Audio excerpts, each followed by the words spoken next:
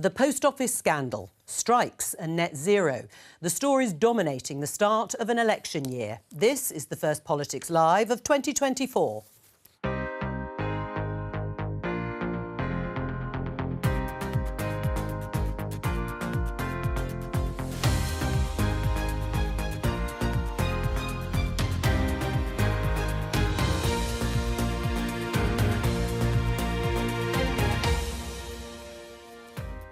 Joining me, Conservative MP Paul Scully, Labour peer and former General Secretary of the TUC, Francis O'Grady, the political editor of The Mirror, John Stevens, and Telegraph Associate Editor Camilla Tominey.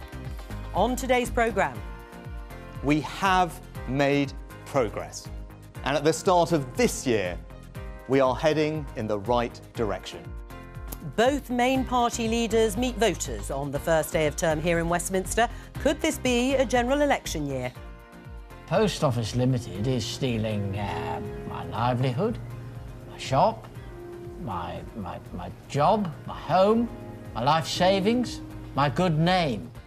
Are politicians matching the scale of national outrage about the treatment of postmasters? Doctors are still on the picket line today, but strikes are off on the London Underground. Did the Mayor of London cave in to striking workers, or was he being constructive? I will not be voting for this bill. It is actually a smoke and mirrors bill, which frankly changes nothing. And is drilling in the North Sea compatible with combating climate change?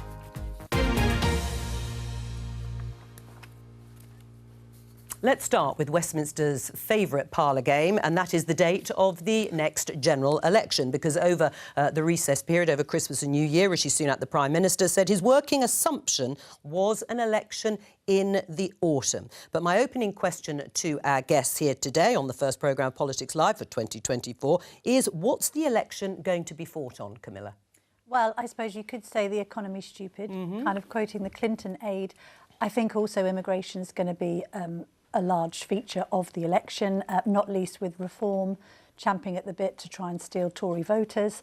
I think the timing is quite interesting because I think Isaac Levidow, to be fair, had been saying to most people at conference last autumn that it was going to be in the second half of 2024. And he's the sort of campaign organiser at the Tory But headquarters. actually, to not go in the spring does show a lack of confidence, doesn't it, by the government? Because there is an argument for saying you could come out with a punchy March budget with quite a few retail offerings for the public and then go to the polls immediately after that, hoping to secure support, rather than waiting for another summer of small boat landings, getting into November where it's cold, people are perhaps less likely to go out to the polling booth.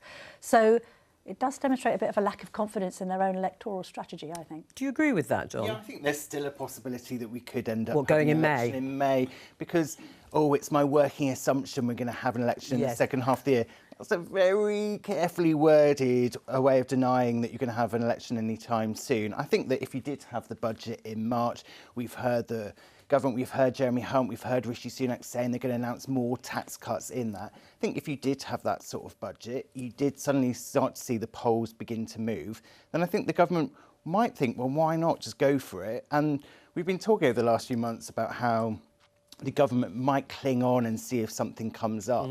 Well, something could come up in a good way. It can also come up in a bad way. We've seen that with the post office row over Christmas. We've seen that with flooding over the last couple of weeks. There is the possibility that something does come up in the next few weeks, whether it's another rack scandal that could completely blow the Tories off course. But do you think it will be fought on the economy then, if they've left themselves room, the government, by going for an early budget in March and also heralding this 2 percentage point cut in national insurance? Is it going to be on the economy rather than immigration? I think the Tories would like it to be on their reputation of cutting taxes, but I think that people can remember what's happened over the last few years. They remember what was in the Tory manifesto that Paul and his colleagues stood on when you said that you weren't going to raise national insurance, income tax or VAT. And then a couple of years into that, when Rishi Sunak, the man who is Prime Minister, was Chancellor, he decided to rip that up and put national insurance up to its highest ever level. And Paul and his colleagues voted for that. Paul? Look, first of all, I think the working assumption phrase is fine, because actually it means he's aiming at autumn, but it gives them the wriggle room to go for the spring if something changes. If it was an immigration election, I can see Camilla's point, but I think it's more going to be about the economy, people's mortgage rates, so therefore it allows people time to fix it. But in terms of the national insurance, you know, what we hadn't accounted for in that 2019 manifesto is having to push £408 billion worth of COVID support out to businesses and jobs and livelihoods over that period of time. You've got to get that money back from somewhere. So it's been incredibly difficult, challenging the last few years. But it's the mixed messaging, isn't it? Saying that you are cutting taxes when the overall tax burden is still rising. I think it's the single biggest tax cut, the individual tax cut, rather than the overall budget. Yeah. What's it going to be fought on? Is it going to be on the economy? Would you like it to be on the economy? I think most people are going to judge it on, do I feel better off? And I think most people don't. You know, we've had the longest squeeze on living standards on record, and people are still really struggling. I think Rishi Sunak has got a problem if he keeps spinning it out, this date, because I think most people want him to get on with it. They want a May election, or certainly by the summer. And also, he's got these 5 factions in the Tory party, the 5 families, each with their own Don, who are going to be at each other's throats. The Tory party, I think, to be fair to Rishi Sunak, has become ungovernable, and that will become more and more evident to the public at large. Right, well... Just one other point is, I think the interim report of the COVID public inquiry is going to come out in the summer, and we're going to be reminded about how austerity left us so poorly prepared for the pandemic, what happened with PPE, what happened on those COVID contracts with VIP lanes, and generally, you know, the people who were described as heroes are now being demonised. All right. I think that's going to be a really difficult big issue for them to deal with. Well, you mentioned the 5 families, as you described them, within the Conservative Party. Let's have a look at this headline in The Guardian, one of them from the New Conservatives. Conservatives faced obliteration as UK in worse state than 2010, says Danny Kruger, and says the Conservative Party would leave the country sadder, less united and less conservative than they had found it. What do you make of that? I think what he was doing, he was giving a stark warning to people. He said it in his way. Others, David Davis, Liam Fox have said similar, not similar things, but have given stark warnings to the party to say, you know, we've got to unite, we've got to fight as a team. You talked about the 5 families. If you want to carry on the Godfather references, you've got to go to the mattresses. You've got to actually prepare for what's coming in terms of a very intense, long, protracted election campaign here, remembering that the political enemy for us is the Labour Party. That's the alternative for us. So we've got to come and unite and actually set out a vision. This is the important thing. It's not good enough just to say, stick to the plan. We've got to get to our next stage and say, and this is what's coming afterwards. This is 5 years of hope, of vision, of aspiration. Well, as you mentioned, I think, John, you never know what's coming round the corner, and the post office scandal certainly erupted again over Christmas because anyone who watched that ITV drama in the last few days on the battle by postmasters and mistresses to clear their names, having been wrongly accused of theft and or false accounting, couldn't fail to have been moved by the injustice of the situation. And it seems to have prompted the Justice Secretary, Alex Chalk, meeting the minister responsible for the post office as the government looks at ways of helping hundreds of wrongly convicted sub-postmasters. Now, it's been described as the UK's most widespread miscarriage of justice. Here's the Prime Minister, Rishi Sunak, earlier today. Let's have a listen. The Justice Secretary today is meeting with the relevant ministers to see is there more we can do to speed up some of those processes. But people should be rest assured the money is there. I approved it as Chancellor. There are 3 different compensation schemes, and we will do everything we can to make this right for all the people affected. Because it's simply wrong what happened. They shouldn't have been treated like this, and we should do everything we can to make it right for them. I mean, is that it, Paul? I mean, we're talking about hundreds of people's lives that have been ruined wrongly, it seems, and we have one minister meeting another. Do you think that fully reflects the public outrage over this situation? I think that is just for one particular stage. That is the fact is there's only something like 70-odd people that have had their convictions quashed. What we need to do is get all of them through that process. But you have to, at the moment, do it one at a time, which is ridiculous. So that's what the meeting is there about. But as the Prime Minister said, because I set up the compensation schemes. It was me that went to him. Because you were the minister responsible. Yeah, when Rishi was Chancellor, to ask him for the money. And you had to go through this arcane process when you literally had to do a value for money exercise. And crikey, as you rightly say, this is people's lives. There are people who have died, there are people who commit suicide, there are people being chased out of their villages and indeed left the country as a result of this. Of course it's value for money. Of course we've got to get on and do this. Right. Well, why isn't the government doing it? I mean, they could. I mean, I don't know if people realise that, you know, the government is the only shareholder of the post office. Yeah. I mean, this idea that we should keep it at arm's length in the way the government is trying to say is for the birds. What I've said over the last week or so, if I had my time again, I would have pulled it all into government and run the compensation schemes ourselves. I think the post office, the management that is in now, the chief exec, I think he was willing to do stuff, but I think he was quite overwhelmed and didn't realise the scale, I think. That was my sense. And so they've had a lot of catching up to do. But the Postal Affairs Minister says he wants to get the compensation done by August this year. Right, does he get it, Rishi Sunak? I think he probably gets it now, but you could argue it's too little, too late. It's gone on for I mean, decades, to be this. fair, the press has been covering this. It was first broken by Computer Weekly, right? So what's most interesting, I think, when you look at the Sunday Times piece yesterday about Mr Bates's correspondence with Sir Ed Davey, and to be fair, people have said Sir Ed Davey has questions to answer. He was in charge of postal services as minister under the coalition. He's now obviously Liberal Democrat leader, but there are probably very many people with questions to answer. But Mr Bates's correspondence with Davey is almost a lesson in what it's like to be a little person dealing with officialdom these days. So he says, you know, there's something catastrophic is going wrong with this Horizon system. We really need some help. We really need to have a meeting. And he's greeted with this sort of, pardon the phrase, but computer says, no, this isn't our problem. We want to pass the buck. I appreciate Mr Davey has now said, hindsight, I would handle things differently. I He said the post office executives didn't come clean with him, and there were definitely attempts to stop me meeting campaigners. I know, but everybody can sympathise with that situation Mr Bates finds himself in, where he's banging his head against. I did exactly the opposite. I actually asked Lord Arbuthnot for Alan Bates's telephone this is the number Tory and phoned MP. him up, because fast forwarding a decade later. But it's a lesson of how you should deal with government. But the other thing is, which has really angered the public, and that's why we've seen these million signatures, is what's happened in the case of Paula Venables. Now, Paula Venables is the former CEO of the Post Office. Is that you look at this situation and you see an organisation that has washed its hands of a catastrophic scandal involving its own people.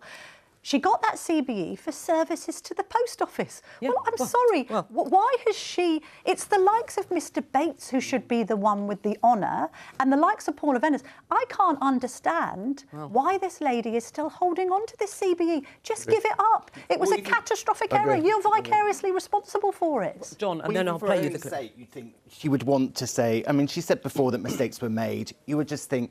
Her name now is very damaged, as Paula Venables, as a person's damaged. You just think, ditch the CBE and get the debate to move on and get people to start talking about what can the government do now. We can talk about what did Ed Davey do wrong many years ago, but as Paul said, I think it's about 93 of the almost 900 people who were convicted have had their convictions overturned. The government could do something now to sort it out. And quash all of the convictions in one go? Lord Faulkner was on Radio 5 Live this morning, and he said if the government wanted to do it tomorrow, they could introduce an Act of Parliament and get on with it. Well, that's what people want ministers to do now. And hopefully that's what it'll be coming to Parliament later on.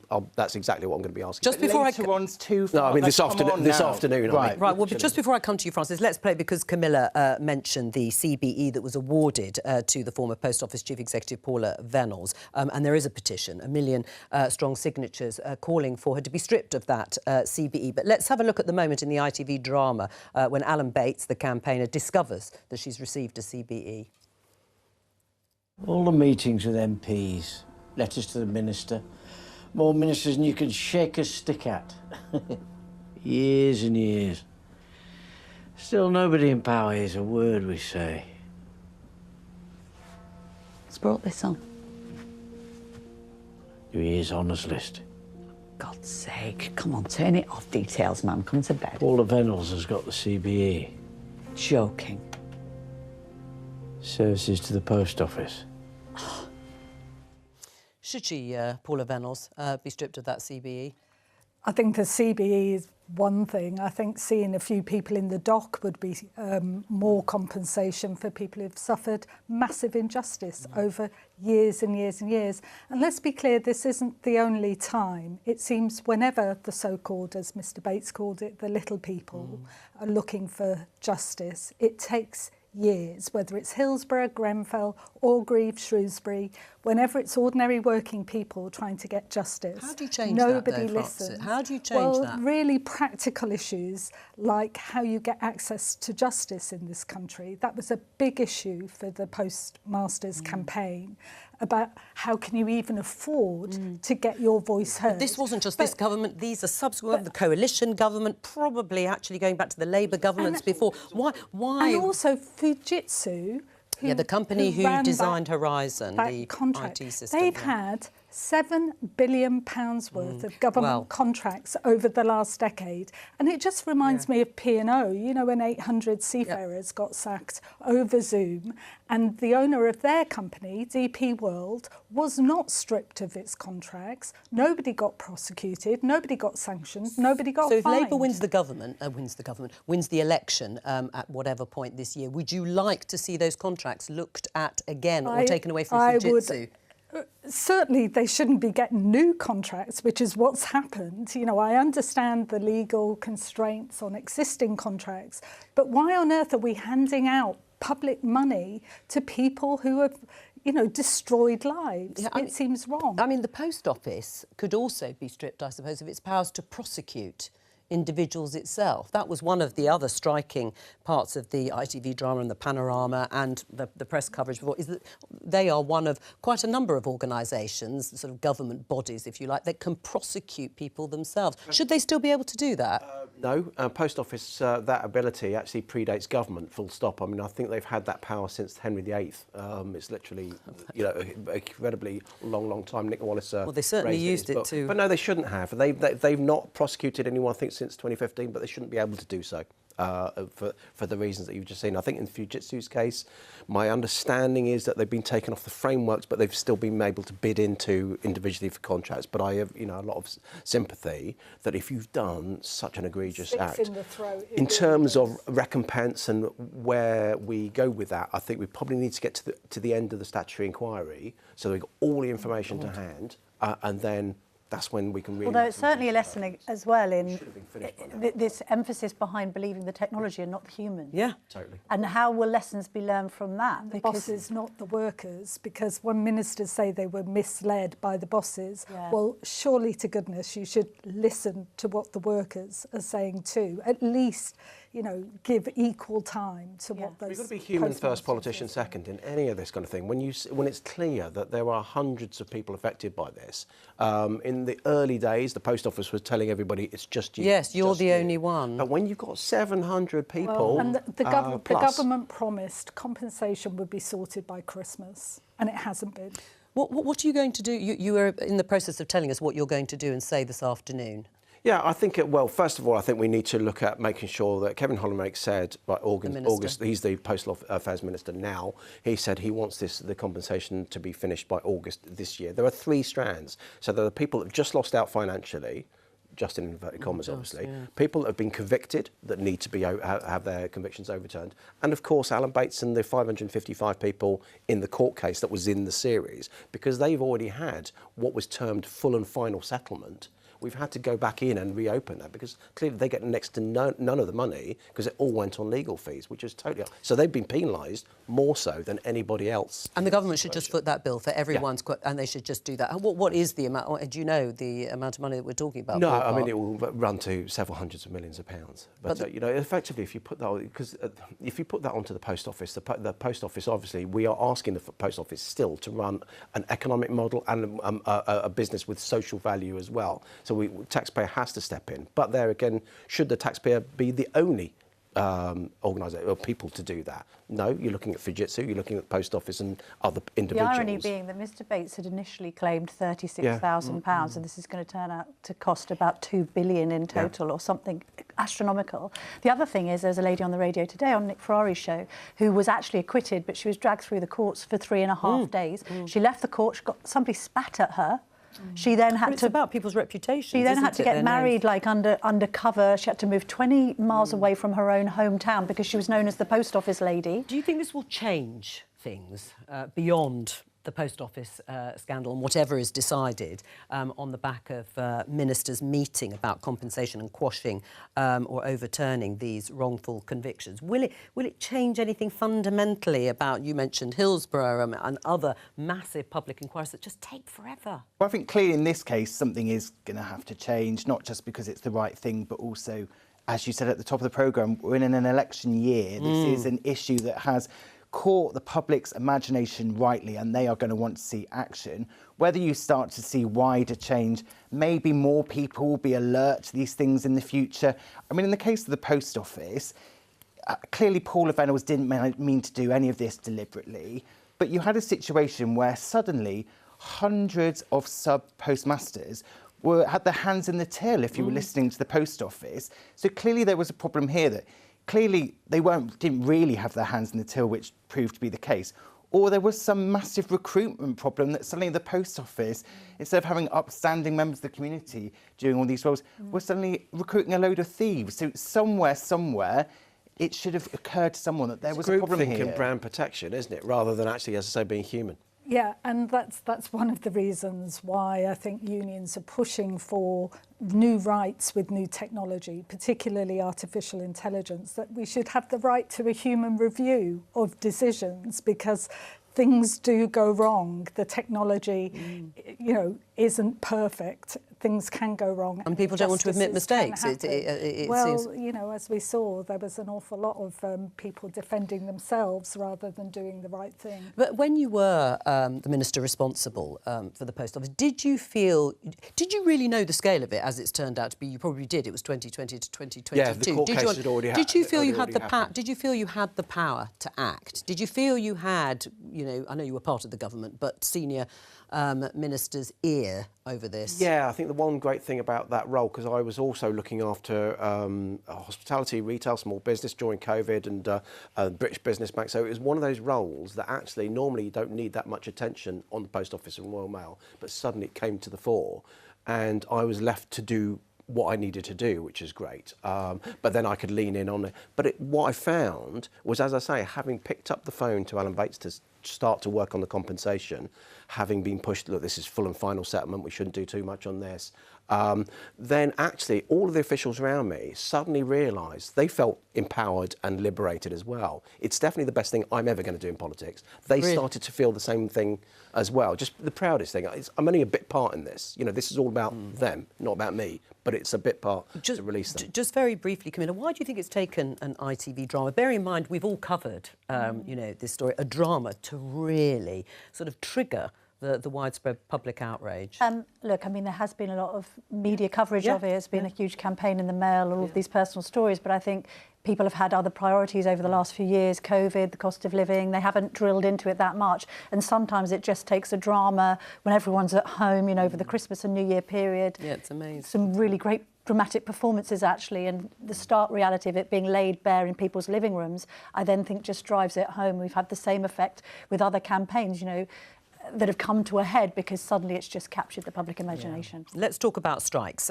This headline in The Guardian: London Underground tube strike called off after positive talks with Transport for London. RMT suspends action which threatened to halt almost all tube services in the capital over the next 4 days. If you've been following it, it was literally called off at the 11th hour in a dramatic turn of events last night. The RMT union said there have been positive discussions and there is now significantly improved funding position for the ongoing talks over pay. It was after an intervention by the Mayor of London, Labour's Sadiq Khan. He said, this shows what can be achieved by engaging and working with trade unions and transport staff rather than working against them.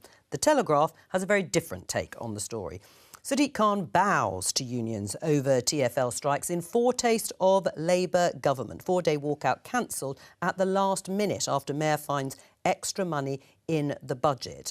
This is a comment from the previous Mayor of London, the Conservative Boris Johnson. He said Sadiq Khan's epic show of apathy and failure to deal with the unions, as we heard, is only a foretaste of what the nation could expect under Labour. So the question is, who's right, Francis? Well, I find it really hard to take that, we're in the midst of the longest strike in NHS modern history, with the junior doctors. 6 days, finishing tomorrow. Who would have believed we'd be in a position where ministers are at war with junior doctors who were treated as heroes?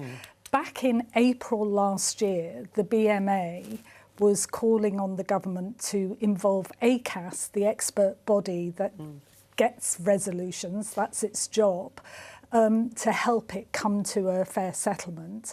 And they haven't. The government didn't agree. So, it seems to me that we need good faith negotiations. People have got to be prepared to get in the room and talk. It's very little point setting down preconditions when actually what the public wants is problems sorted out in a fair and responsible manner. I think that's what Sadiq has done. I think both of those statements can actually be true, in so much that I totally agree in sort of open negotiations. Francis and I first met during those periods in COVID when we were talking to Paul Novak and others about working conditions and how you could open up offices and workplaces again. In terms of the detail of the Sadiq Khan's settlement, where's the £30 million come from? Why has it suddenly just come on the table at the last minute? So I need to see the detail of why that, because this is a guy that that said he was not going to have any strikes on the tube. I think it's the 170th day or something like that. The problem here, Paul, as you know, was that the government only gave half of what was needed for capital investment and maintenance on the tube system, and that puts pressure on other budgets, other TfL budgets. So that was the problem. It was like austerity in the mayoral election year for Sadiq Khan. And Sadiq has managed to find a way through, and I think should be given credit for that, because, I would much rather people were negotiating over the weekend, which is what they were doing, rather than sat in separate rooms, which is what we've got with the junior doctors. But in the doctors, but the junior doctors, I mean, the health secretary has been really clear, said if you call off the strike, then they will talk. Victoria Atkins is really keen to talk, and so that's why I mean both statements can be true. Christmas. Both sides need to have that goodwill as well. Right, but which approach works better? Is it the Sadiq Khan collaborative approach, as he puts it, or is it, in Boris Johnson's words, a failure to deal with the unions and an epic show of apathy? You don't go into battle with the unions. You don't go into battle with workers. But you do have the government's open been negotiations doing over the last few months. No, I think it's different. When you've got again, whether it was the nurses, whether it was consultants, whether the junior doctors. Ministers started from this position that we're not going to get around the table, you've got the deal you've got, we're not going to negotiate on it at all.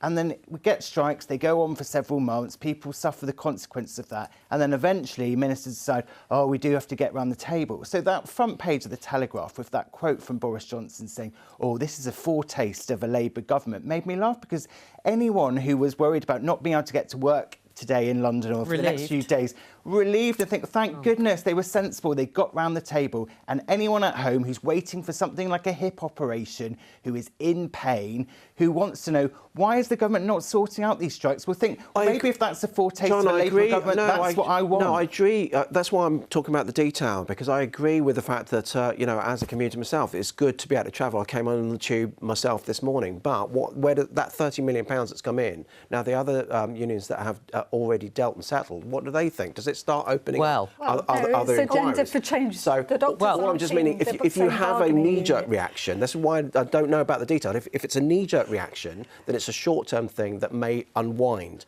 But fair negotiations and open talks. Let me pick up on Paul's point with you, Camilla, because this is the headline in the Evening Standard. Tube strikes. ASLEF drivers, the other train drivers' union, now demand 12% pay rise after Sadiq Khan finds £30 million to avert week-long walkouts. ASLEF, which represents the majority of tube drivers, says Mayor has found the magic money tree and our members expect to share the fruit. Yes, they'll want the magic money tree to be shaken. I think, while I agree with you, John, because I side with relief, along with a lot of my friends who are trying to contemplate how we're going to get into work this week, that the strikes have been averted. In the back of your mind, there is the sort of fear of, well, what compromises have been made, and ultimately will commuters end up paying for it in the long run anyway? And Francis, you talk about, you can't go into these negotiations sort of making arbitrary statements. I mean, in the case of the junior doctors, they've asked for 35%. That's a starting point, Camilla. We know that's a starting point. I know, but we still can't get out of Labour. I mean, how many times have I or you asked Wes Streeting, well, what would you settle on? No figure is given. It's perfectly legitimate. What are Labour going to say? Just pick a random figure. Let me just finish my point. It's perfectly legitimate for other workers who might be in two minds about any strikes, junior doctors, tube strikes, teacher strikes or whatever, worried about the inflationary effect on them of the government, or indeed Sadiq Khan or a future Labour government, constantly caving into pay demands, because that just makes the financial situation difficult for everyone. People understand those arguments, but what they want to see is, whether it's Sadiq Khan or whether it's government ministers, they want to see them in a room with the trade unions and with the workers trying to resolve these things. I totally agree with negotiation versus stalemate, but they also don't want to see any government, Labour or Conservative, over a barrel in hock to the unions. No. Is that what it is? Over a barrel? Well, like it was in the 1970s. I think people find that quite regressive, actually. Well, I mean, more broadly, would a Labour government end up handing out fruit from the magic money tree to lots of different trade unions? I think what people sometimes don't understand as a trade unionist is all workers are doing is defending themselves against real terms pay cuts at the moment. They're not being greedy. The doctors have actually been very clear that they're not looking for 35% now. They're looking for steps towards restoration of the pay they've lost since 2010, which is, depending on what you read, anything up to a quarter or a third of their real pay has been cut. They're looking for restoration. And I think what most people, particularly if you look at the trade union movement today, the big unions led by women, the majority of members women, this sort of macho approach of spending more time in TV studios slagging off workers who were once described as heroes, rather than coming to a sensible agreement, I think doesn't wash with the public either. People want it sorted. We know it's difficult. It's sometimes messy, but you want a resolution. And I totally respect your position on this. And of course, because of your background and history, that will be your view. You could speak to other doctors, maybe doctors of my father's generation who worked for the NHS for 40 years, never earned anything like junior doctors in the day, didn't have a working time directive, which meant that they could cut their hours, used to put in 80, 90-hour weeks, honoured the Hippocratic Oath, think that these strikes have done more harm than good to patients, have seen waiting lists go up, not down, which may be a governmental responsibility, but also the doctors on the ground, and disagree with them. The single mother friend of mine who was saying to me yesterday, doesn't have that much money, how am I going to get into work tomorrow, doesn't earn as much as anybody, any of the average wage for some of the people striking on behalf of the RMT. If you look at the average wage, for instance, of a TfL worker or indeed a tube driver, saying to me, can you help me get in? Are you going to drive into London? Can I come with you? So that, not everybody is kind of universally in support of this sort of utopian, the workers first and the union first. Some of them think that the unions are actually, pitting some workers on better wages against workers who don't have any choice but to use the tube or be grotesquely inconvenienced. I think one of the reasons the RMT can seemingly hold London to ransom every 5 minutes. One of the reasons why the public has supported workers as a last resort, not doing it lightly, who have taken strike action, is because they've seen the impact of what's happening to services. The Independent Health Foundation said that the NHS strikes account for about 3% of the increase in waiting lists. We've got 6.5 million people on those waiting lists. Doctors, nurses, frontline health workers see it every day and want to see the service. Well, then also, they don't see it as a last resort anymore, because there seem to be workers on strike all the time. Well, we've had wage cuts, real wage cuts. But on the NHS and the juniors doctors strike, it's the longest in history, I think, the 6-day walkout, and it is clearly putting a lot of pressure on the NHS. Rishi Sunak says it's making it very difficult to start clearing the backlog. I mean, whose side is Keir Starmer going to be on? Is he going to be on the side, if he wins the election and becomes Prime Minister, the patients or the junior doctors? I think politicians are there to serve the people, But if you want world-class public services, you've got to treat the people who deliver those services decently. And I think what Keir Starmer has pointed out, many have pointed out, is that there was never a national NHS strike when Labour was in power. So look at the track record, but also look at the way that you treat people. If you treat people with respect, if you have good faith negotiations, if you have decent bargaining structures, you know, Labour has promised a fair pay agreement for social care workers, which I think most people in this country agree that they should get a decent wage and conditions. Well, I think the debate is about what that means in terms of a pay rise. Let's just talk about climate change, because MPs are going to debate the cannily named offshore petroleum licensing bill that would see licences awarded annually for oil and gas projects in the North Sea. Now, the bill has caused some unrest amongst Conservative backbenchers, with the former Energy Minister Chris Skidmore resigning over the issue. Let's take a look also at this headline in The Guardian. Alok Sharma, who was president of COP26, saying, "I won't back UK government's oil and gas bill." Paul, what difference is this bill actually going to make to our energy security? Well, essentially, it allows us to have the transition to net zero, use the full years to actually to be able to make sure that we can still be drilling for oil and coal rather than having to import it from other areas. So we're not going to be bringing as much oil and gas in from states which are going to have us over the barrel. Although the new analysis from the Energy and Climate Intelligence Units found that oil from new licences sent to UK refineries would account for less than 1% of the fuels used in the UK in 2030. Yeah, but these, as I say, this is all, ultimately all about a transition. It's not going to be the majority. This is the entire So point is it actually of going to make any difference, this bill? I mean, Alok Sharma has said it's a smoke and mirrors bill that changes nothing. No, I think, as I say, it allows us to still be using the oil fields whilst we are transitioning to more wind, more renewables, more nuclear. All those things that we should have been doing over the last, in terms of nuclear, over the last 10 years or so, which was actually in the coalition years was very difficult because the Lib Dems you're comfortable with all against of this? it. Yeah. You're right. I mean, Francis, Labour has said it wouldn't revoke new North Sea oil and gas exploration licences despite opposing them. Why not?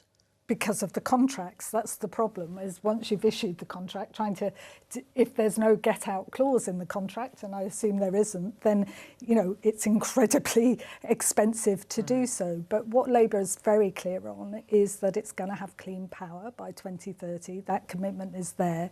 And I'd have more sympathy, Paul, with your argument if I knew what the government's plan for a fair transition was. I don't see anything about how do we protect livelihoods and skills in the parts of the country that are going to be affected by the transition that we do need to make towards cleaner power. Right. And I think what I'm interested in is actually let's come up with some industrial policy that actually plans that green transition, because we have to do it. Well, for the climate, for green jobs, to get the investment. Right. But do you admit, our competitors well, then you're prepared to see jobs heads. Lost in order to further that transition? No, that's the point. I'm not. I want to see there will be lost up in Scotland and the North Sea. Protected, but we've got incredibly skilled people who can be moved into equally skilled work that pays as well if we have a proper plan. But this is what's happening when you talk about the renewable industry, in particular in the North East. You look at the gigafactories that are being developed. You look at the hydrogen strategy that we published. Where's the strategy? But they are picked out by, you have the Green Deal, you've got the hydrogen strategy that pulls together at least two of those three things. You don't need to repeat it in another industrial strategy. The UK's record on growth and investment, I'm afraid to say, is rubbish. We are languishing at the bottom of the league tables, and we need to have a real industrial strategy for prosperity, green prosperity. Well, on decarbonisation, of course, the government would say skills, it's done well, but we're talking about different things to some extent. Is this bill, is it politics rather than policy? It definitely is a gimmick. The government were able to hand out these licences as it is. Anyway, so it's a gimmick. The government are overreacting to that by-election, that long night we spent here when it was the Uxbridge and South Ruislip by-election, and the Tories managed to cling on by 500 votes. And suddenly the government think, oh, well, that means the whole country don't care about the environment anymore. And I think that is a miscalculation. And one of the impacts that this bill does have, and one of the things that Alok Sharma, who was COP president, has been talking about, is how the one impact it does have is destroying our reputation on the world stage. And we all know that the UK is not going to be able to solve climate change by itself. We've got to persuade other countries to come with us on that journey. And the UK was able to do that when it had that leadership role on the world stage. And now it's just chucked that reputation out of the window just for the sake of a few votes that it thinks it might win that it probably won't win. And then we're just stuck in this position where it's difficult for us to persuade other countries to take action when they just look at what we're doing back here. Right, it's politics then, not really serious Some policy. of it's politics. I mean, I think one of the reasons we have to admit why Keir Starmer had to flip-flop on his oil and gas licences is because he came under pressure from the unions. And quite rightly, they were worried about job losses, although I take your point, Francis, about the lack of innovation in trying to convert people who might be working on oil and gas onto greener technologies. I think from the public's perspective, they found the 2030 target sort of scarily arbitrary anyway with regard to ditching their petrol and diesels, etc., etc. That was compounded. So we go for an arbitrary target of 2035 but instead. Arbitrary. I think what's happened is as well, since 2020 and everything that then happened following on from that pledge and people facing a cost of living crisis, it seemed premature to then put them under the added cost pressure of making some of these changes. Also, I think the public are fairly sanguine about the notion of actually us needing fossil fuels for some time to come. Of course, there's support, I think, for innovation of nuclear and other technologies. But I think people think that some aspects of the more extreme end of the green lobby wedge, saying that we can just dispense with fossil fuels and it won't have a fundamental effect on all of us. Well, let me just point, Francis, to the headline in The Times, because we've discussed it endlessly. Labour prepares to scale back flagship £28 billion green pledge. You look sceptical there. Maybe you don't recognise this, perhaps withdrawing, preparing to significantly scale back that pledge. Now, we found out before Christmas that, yes, they're still committed to spending it, but by the second half of next Parliament. They're not going to do it in the first few years. But now, Keir Starmer, talking to LBC on Friday, said the £28 billion plan is subject to our fiscal rules. It's our ambition. So saving the world will come second to balancing the books. I'm sorry to the Times, but that is not a new story. I think Labour's always been saying that it's going to stick to its fiscal rules, that we didn't, you know, that announcement about the 28 billion was made before the Liz Truss, you know, disastrous budget that crushed the economy, that we will have to look at the books when we come into power.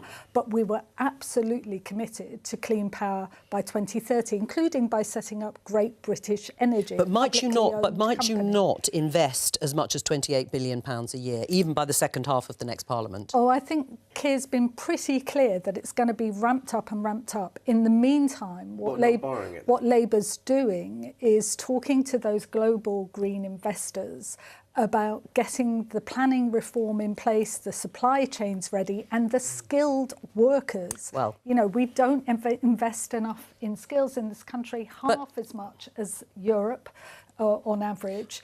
And so we've got to get the plan in place to really make sure that what's going on here, Don? It sounds to me that every week that goes by, there is a change, maybe rightly or wrongly, to this plan until Labour, if they win the election, see the books. Is that still going to happen next Parliament, £28 billion green pledge? Well, I think that the reason that you've heard different kind of ways that it's been talked about is because the Tories have seen this as a way they can attack the Labour Party, and you've heard all those concerns about the 28 billion.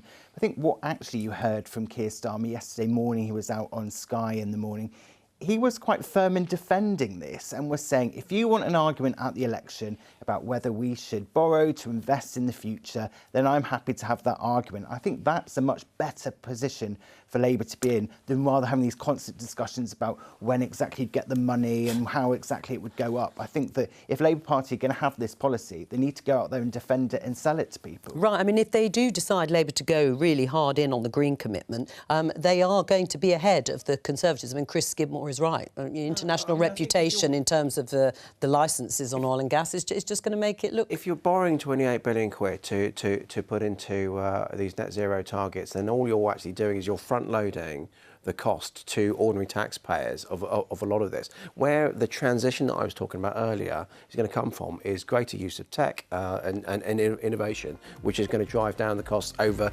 that period of time. I would agree with John that you talk about an arbitrary 2030. He's brought it in line with Europe, but I wouldn't have made that decision now. I think we'd had another few years. That's all we have time for. Curtain raiser for 2024. I'll be back tomorrow with more Politics Live at 12:15 when we'll be asking how to tackle school absences, which have soared since COVID. From all of us here, bye-bye.